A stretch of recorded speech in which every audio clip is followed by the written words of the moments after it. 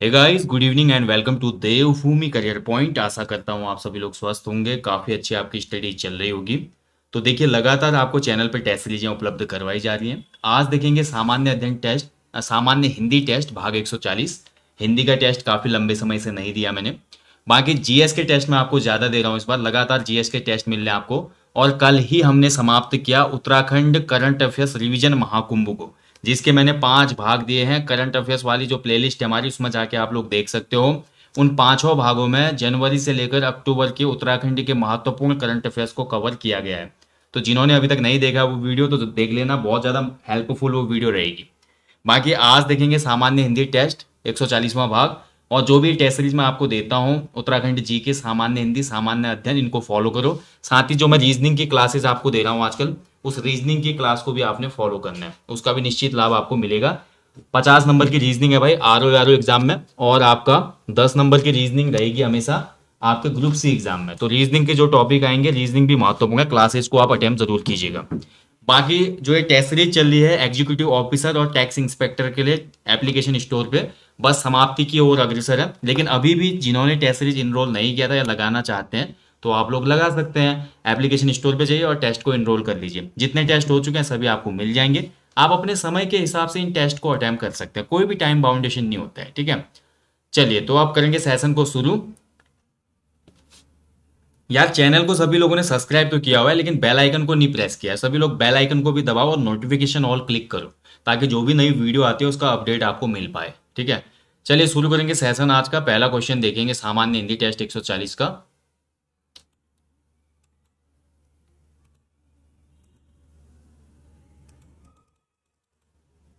ठीक है, तो फर्स्ट क्वेश्चन आपके सामने स्क्रीन पे, पूर्वी हिंदी की बोली कौन सी है? तो बताइए, जो पूर्वी हिंदी है ये किस बोली के अंतर्गत आती है? फर्स्ट क्वेश्चन का आंसर करेंगे, पूर्वी हिंदी की बोली दिए गए विकल्पों में से कौन सी हो जाएगी? तो दिए गए विकल्पों में अगर ध्यान से देखें देखो दोस्तों, तो पूर्वी हिंदी की बोली हो जाएगी अवधी, ठीक है। ऑप्शन बी, ऑप्शन डी इसका राइट आंसर है। ऐसे क्वेश्चन बनता है पश्चिमी पहाड़ी हिंदी, ठीक है। ये भी हमारे उसमें आ जाता है क्वेश्चन कई बार। जो हमारी कुमाऊनी गढ़वाली है, कुमाऊनी गढ़वाली जो है आपकी, ठीक है, कुमाऊनी और गढ़वाली, ध्यान रखेंगे, कुमाऊनी गढ़वाली जो है ये मध्य पहाड़ी हिंदी में आती है। किसमें? मध्य पहाड़ी हिंदी में, ठीक है। पश्चिमी पहाड़ी हिंदी में आती है जौनसारी, और आपकी हिमाचल प्रदेश की जो बोलियां हैं वो आपकी पश्चिमी हिंदी में आती हैं। और पूर्वी हिंदी में आपकी आती है भाई, पूर्वी हिंदी में आपकी जो है खसकुरा बोली आती है। खसकुरा यानी कि नेपाली, ठीक है, खसकुरा बोली आ जाती है पूर्वी हिंदी में। पूर्वी पहाड़ी हिंदी में, माफ कीजिएगा, पूर्वी हिंदी नहीं, पूर्वी पहाड़ी हिंदी में। मध्य पहाड़ी हिंदी में कुमाऊं गढ़वाली, पश्चिमी पहाड़ी हिंदी में जौनसारी, और जो हिमाचल की लैंग्वेज है वो आती है इसमें। यहाँ पर पूछ रहा है सिंपली पूर्वी हिंदी की बोली, तो ये अवधि हो जाएगा, ठीक है। चलिए आगे बढ़ेंगे अगले क्वेश्चन की तरफ। थाली का बैगन मुहावरे का अर्थ क्या है? तो थाली का बैगन मुहावरा, देखिए मुहावरे और लोकोक्ति में थोड़ा अंतर होता है, समझना होता है आपने। अभी जो आपका ईओटीआई का एग्जाम होना है उसमें 5 नंबर की आपकी लोकोक्ति पूछी जानी है, 5 नंबर का आपका मुहावरे पूछे जाने हैं। तो मुहावरे और लोकोक्ति वाला चैप्टर भी अच्छे से आप लोग क्लियर कर लीजिएगा। थाली का बैगन का मतलब होता है भाई, एक दिन इस थाली में रहेगा बैगन, अगले दिन दूसरी थाली में होगा, किसी भी थाली में जा सकता है वो, यानी कि कभी एक पक्ष और कभी दूसरे पक्ष में रहना, ठीक है। तो राइट आंसर जगह इसका ऑप्शन सी, कभी एक पक्ष और कभी दूसरे पक्ष में रहना। चलिए आगे बढ़ेंगे अगले क्वेश्चन की तरफ। अंतर की बात जानने वाले को क्या कहते हैं? तो जो अंतर की बात जाने, अंतर मतलब मन, ठीक है, अंतर का मतलब होता है मन।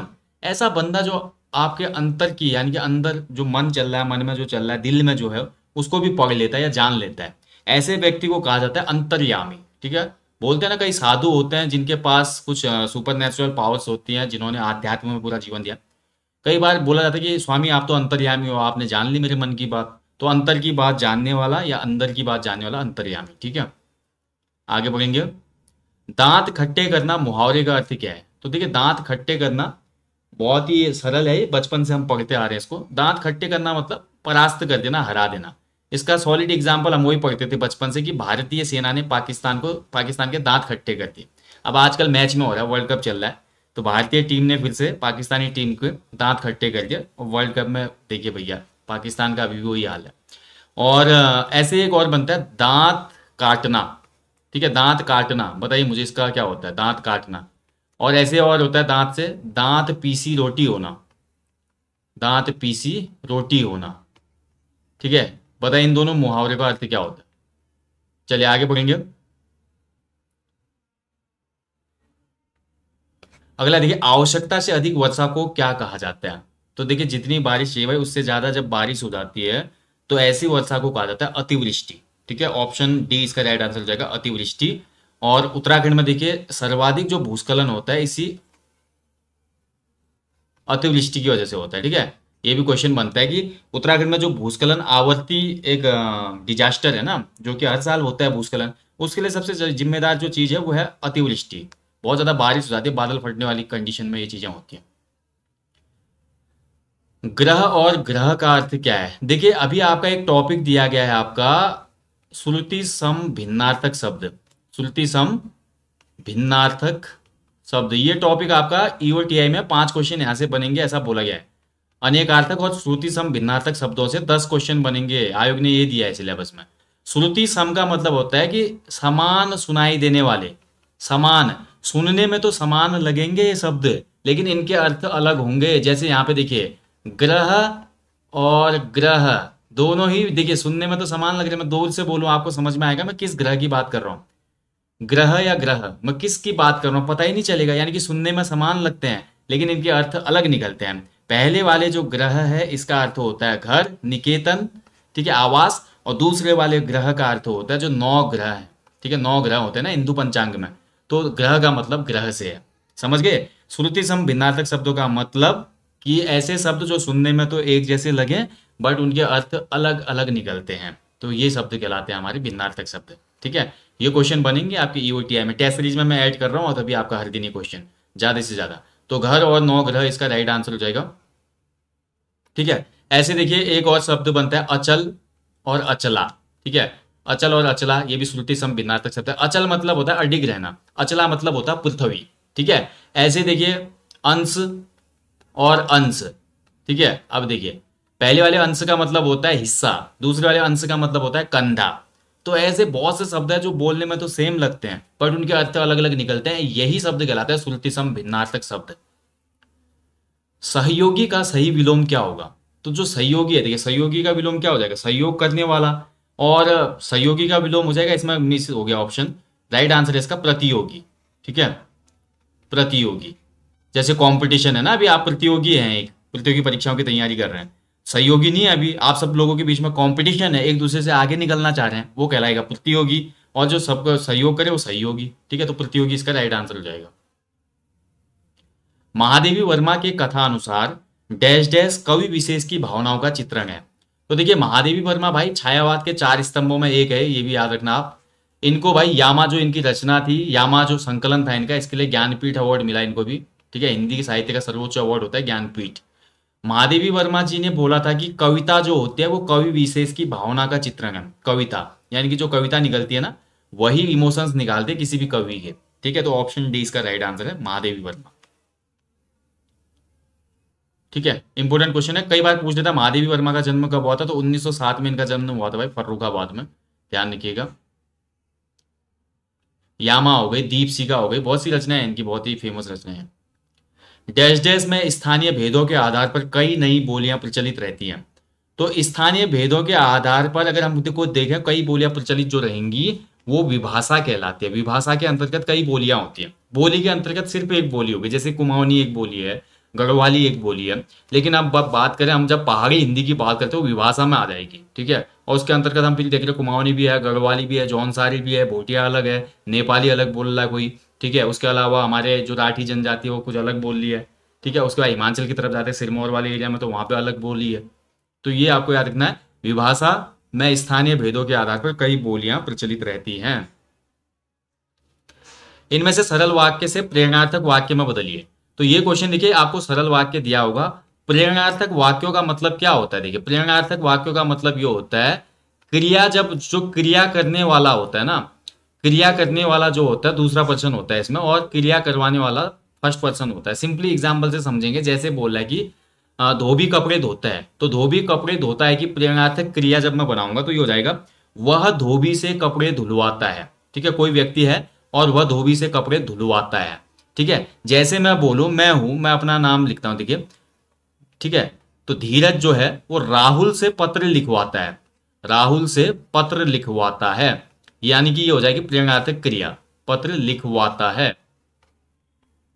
ठीक है, यानी कि मैं जो हूं, जो बोल रहा है, जो करवा रहा है काम, वो काम नहीं करेगा, वास्तविक क्रिया दूसरा पर्सन करेगा। ठीक है, यानी कि वो पहला जो कर्म है जो करता है वो दूसरे कर्ता को कहीं ना कहीं क्या देगा, प्रेरणा देगा काम करने की। धीरज राहुल से पत्र लिखवाता है, सीता गीता से नृत्य करवाती है। ठीक है, और माँ बच्चे से पानी मंगवाती है। तो ये सब चीजें जो हो जाएंगी प्रेरणार्थक क्रिया में हो जाएंगी, जहां पे एक कर्ता दूसरे कर्ता को एक प्रेरणा दे रहा होगा कुछ क्रिया करने की। ठीक है, तो प्रेरणार्थक वाक्य समझ जाइए, सिंपल से भाषा में मैं समझा रहा हूँ, हालांकि ये व्याकरणिक भाषा नहीं है, सिंपल भाषा में समझ जाइए आप।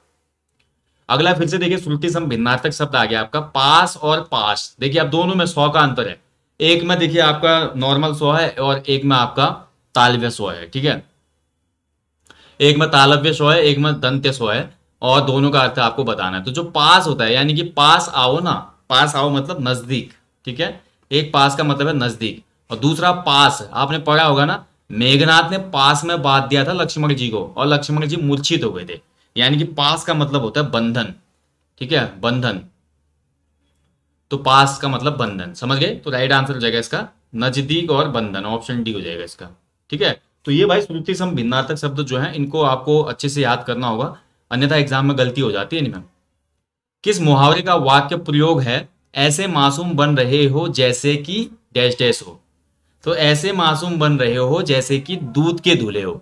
दूध का धुला होना मतलब बेदाग होना। ठीक है, यानी कि ऐसा इंसान जो बेदाग हो, जिसपे कोई भी दाग ना हो, कोई भी बेईमानी की बातें ना हो, ईमानदार आदमी जो हो, तो बेदाग हो मतलब। ठीक है, दूध के धुले। चलिए आगे बढ़ेंगे अगले क्वेश्चन की तरफ।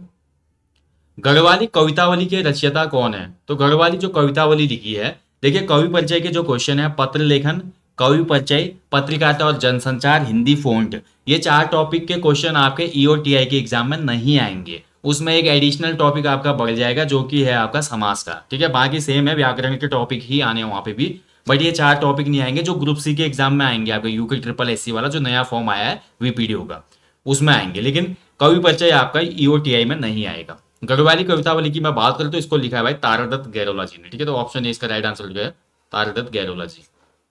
चलिए आगे बढ़ेंगे अगले क्वेश्चन की तरफ। जड़ का अर्थ क्या होता है, जड़ बताइए। जड़ का यहाँ पे अनेकार्थिक, जड़ एक अनेकार्थी शब्द है। अब देखिए श्रुति सम में हमने देखा कि 2 शब्द सुनने में समान लगते हैं, अर्थ अलग अलग आता है। अनेकार्थी शब्द का मतलब होता है एक शब्द जिससे अनेक अर्थ निकले, ऐसा शब्द जिसके अनेकों अर्थ निकले, एक से अधिक अर्थ निकले। तो जड़ का मतलब होता है भाई, देखिए जड़ की बात करें तो जड़ का मतलब होता है मूल, जड़ का मतलब होता है आपका कारण। भाई बोलते हैं ना इस रोग का जड़ क्या है, इस रोग का जड़ क्या है, तो कारण भी होता है। और जड़ का मतलब आपका बोलते हैं ना ये बहुत ही जड़ बुद्धि बालक है, जड़ बुद्धि मतलब मूर्ख, तो मूल कारण मूर्ख इसमें सही आंसर हो जाएगा। तो राइट आंसर हो जाएगा इसका ऑप्शन सी सही हो जाएगा, मूल कारण मूर्ख। ठीक है, मूल का मतलब जड़, जो जड़ पौधे की जड़ होती है ना उसको मूल भी कहा जाता है। चलिए आगे बढ़ेंगे। अधिमानता में कौन सा उपसर्ग लगा है। तो उपसर्ग देखिए वो शब्दांश होते हैं जो शब्द के प्रारंभ में जुड़ते हैं। तो अधिमानता की मैं बात करूं तो ये क्या हो रहा है, इसमें ध्यान से देखेंगे तो अधि, ठीक है, अधिमानता, तो अधि उपसर्ग लगा है इसमें, सिंपल है भाई, ऑप्शन सी हो जाएगा इसमें। मध्य स्वर किसे कहा जाता है। देखिए हिंदी में देखिए जो स्वर का अगर हम भेद पढ़ते हैं, स्वरों के भेद, तो स्वरों के भेद अलग अलग टाइप से दिए गए भाई। मध्य स्वर, पश्च स्वर क्या होते हैं, इसके अलावा अग्र स्वर क्या होता है, फिर आपको दिया होगा कि जो विवर्त स्वर है, अर्ध विवर्त, ठीक है, संवर्त स्वर, तो ये सब आपको क्लियर होना चाहिए। मूल स्वर, संयुक्त स्वर, दीर्घ स्वर, प्लुत स्वर, स्वरों के भेद आपको अच्छे से देखना है तो चैनल पे मैंने वीडियो डाली हुई है, आप लोग देख लेना। क्वेश्चन कहीं से भी बन सकता है। हिंदी में एक ही मध्य स्वर माना जाता है जो कि अ होता है। अ बिल्कुल मध्य से निकलते हैं ना आवाज, अ बोल के देखिए आप, तो अ को इसलिए हम रखते हैं मध्य स्वर में। ठीक है, ध्यान रखिएगा, वेरी इंपॉर्टेंट क्वेश्चन है। राम सीता से सुंदर है, इस वाक्य में कौन सा कारक है। तो देखिए राम जो है सीता से सुंदर है, तो यहां पर क्या किया जा रहा है, तुलना, तुलना की जा रही है। और यहीं पे दूसरा क्वेश्चन मैं बोलूं कि रमेश महेश से लंबा है, ठीक है, और यहीं मैं बोलूं कि सीता बबीता से छोटी है। ठीक है, तो देखिए यहां पे लंबा है, यहां पे छोटी है, यहां पे सुंदर है। जिन वाक्यों में एक दूसरे व्यक्ति के बीच या कर्ता के बीच में कोई तुलनात्मक बोध होता है तो वहां पर हमेशा अपादान कारक होता है। इस वाले से में हमेशा क्या होगा, अपादान कारक। ठीक है, जहां पे भी तुलना की जाएगी दोस्तों, ठीक है, अलगाव की जहां पे स्थिति होगी, पेड़ से पत्ता गिरता है तो अलगाव हो रहा है ना, तो यहाँ पे हमेशा अपादान कारक होगा, ध्यान रखिएगा। अगला देखिए, आचार्यों ने कहा है कि अहिंसा ही परम धर्म है, संरचना के आधार पर वाक्य भेद बताइए।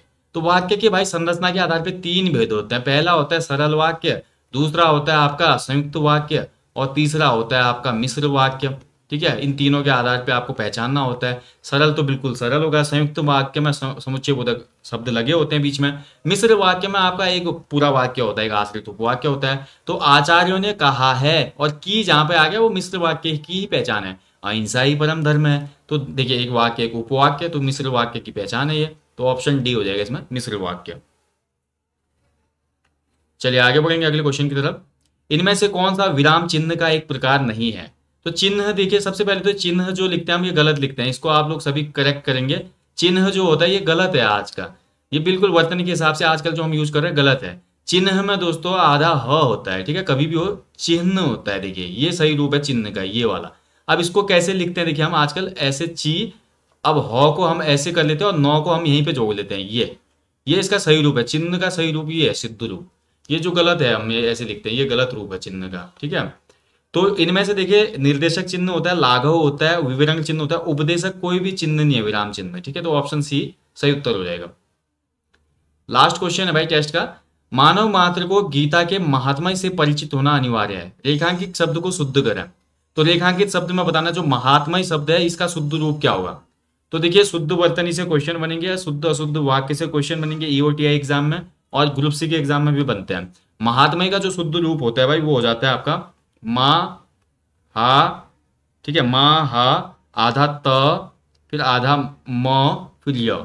अब लगाइए ये वाला जो ऑप्शन है कहाँ पे है, महात्म्य। तो महात्म्य जो ऑप्शन है, ठीक है, ये आपको ऑप्शन बी में दिख रहा होगा।